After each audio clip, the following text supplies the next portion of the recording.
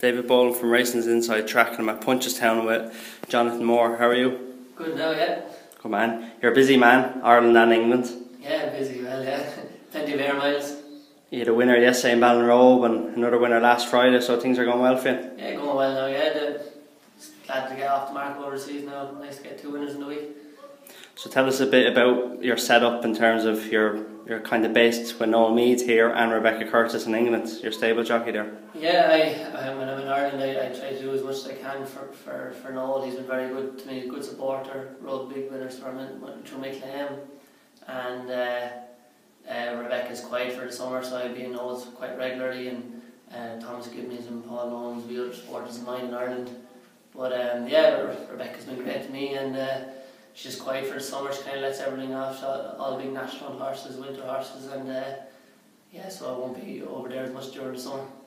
And last season was a great season for you, some couple of big winners for you.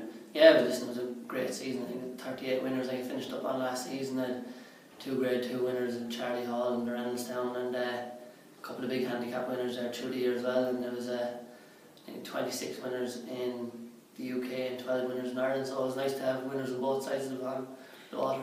Do you find much of a difference between riding in England compared to Ireland?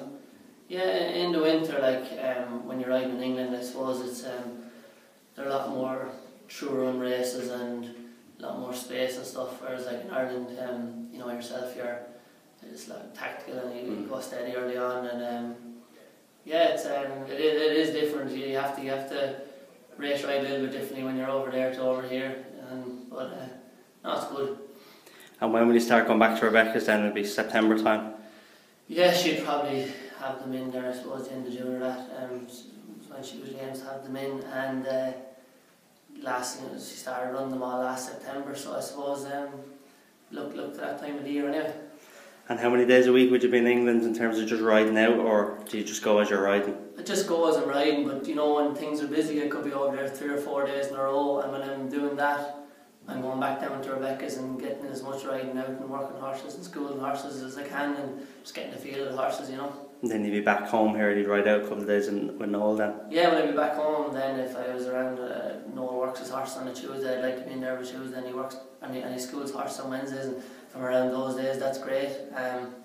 And yeah, just work around that. You're young, Johnny, but I'm sure you won't mind me saying I know you a long time from Colin Murphy's and that, and you moved around a bit and things weren't working for you, but it just shows you when you put in the hard work what comes of it, because things are really paying off for you now. Yeah, listen, I probably in my earlier years I wasn't very patient and I was jumping from ship to ship, but I suppose all the moves I made led me to where I am now, so I suppose it all worked out in the end, thank God. Hard work paid off. Hard work paid off.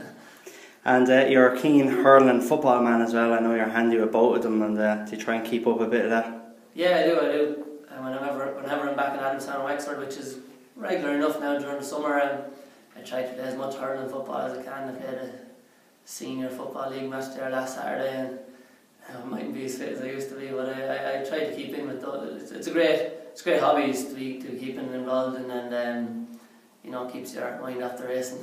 Yeah, that's right. And you're a busy man as well at home, being a father as well now. Yeah, father of 2 now, so two girls and fiance at home, so I'm well outnumbered there. I'm sure you went to 1, huh?